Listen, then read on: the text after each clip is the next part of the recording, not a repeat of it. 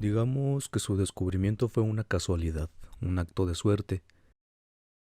El hallazgo se le atribuye a unos buscadores de esponjas marinas, pues hace más de 100 años, cuando se adentraban a realizar una de sus búsquedas cerca de la isla de Anticítera, una tormenta que se avecinaba los obligó a refugiarse dentro de la misma.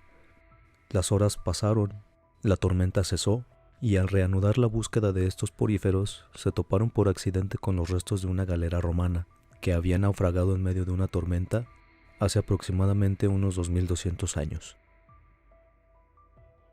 Todos prestaron atención a las reliquias que se recuperaron, a excepción de una pieza de bronce corroída por la sal del mar.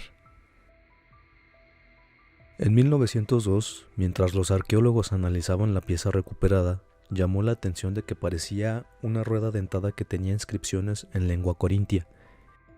Midiendo 34 y 18 centímetros de largo y ancho respectivamente, por 9 centímetros de grosor, estaba por salir a la luz un artefacto que sería conocido como el mecanismo de Anticítera.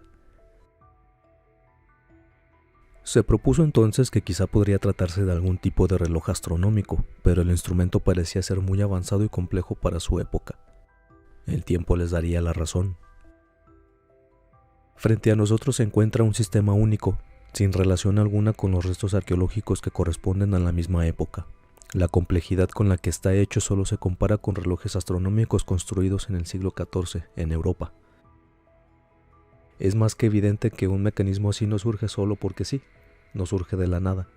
Se teoriza entonces que en algún lugar debería haber antecedentes que aún no se han descubierto.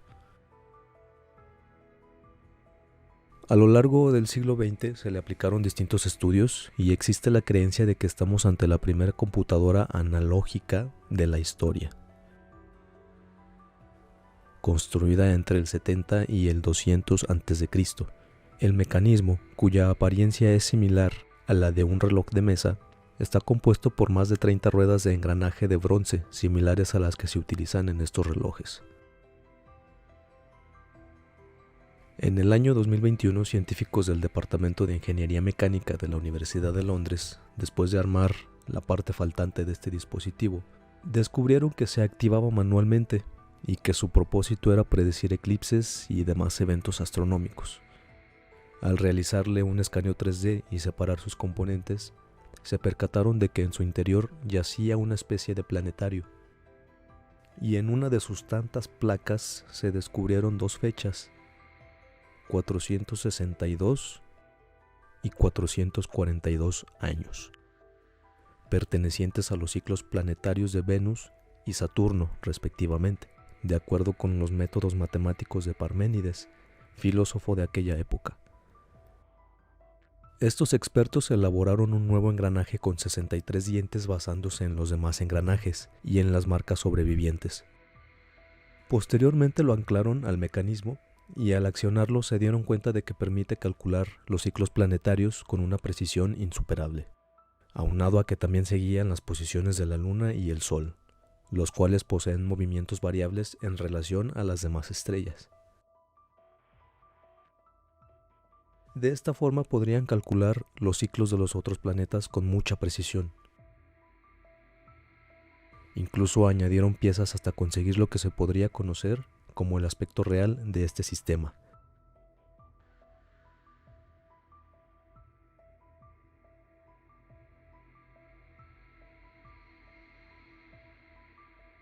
Si nos ponemos a pensar bien, un científico de aquella época, con grandes conocimientos, descubrió la manera de usar estas ruedas de engranaje para así poder rastrear los movimientos complejos de los planetas y de la Luna. Pero, ¿quién lo hizo? Pues bien, digamos que se tienen dos posibles argumentos que nos llevan directo a la misma respuesta. Uno de los indicios estaba en otra de las funciones que pasaba a segundo plano dentro del mecanismo, y es que además predecía la fecha exacta de los Juegos Panhelénicos, los Juegos de Olimpia, los Juegos Píticos, los Juegos Ísmicos y los Juegos Nemeos. Lo intrigante aquí es que aunque los Juegos de Olimpia eran los que tenían más prestigio, los ísmicos en Corinto aparecen en letras aún más grandes. Además, los expertos se percataron de que los nombres de los meses aparecían en corintio, Era evidente que las pruebas apuntaban a que el posible diseñador de este sistema era un corintio, el cual vivía en Siracusa, la colonia más rica de esta ciudad. Y Siracusa era conocida por ser el hogar del más brillante de los matemáticos e ingenieros griegos de aquella época, Arquímedes. Nada más y nada menos que uno de los científicos más importantes de la antigüedad clásica, el hombre que había determinado la distancia a la luna, el hombre que descubrió cómo calcular el volumen de una esfera y de aquel número fundamental, pi. Aquel hombre que aseguró que con una palanca movería el mundo entero. Y la otra pista, un poco más corta, son las referencias que se tienen a la existencia de aparatos parecidos.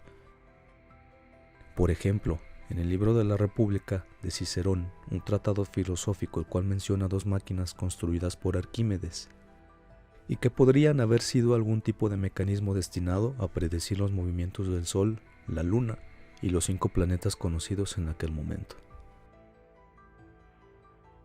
Y si lo vemos de esta forma, esencialmente fue la primera vez que la raza humana creó una computadora.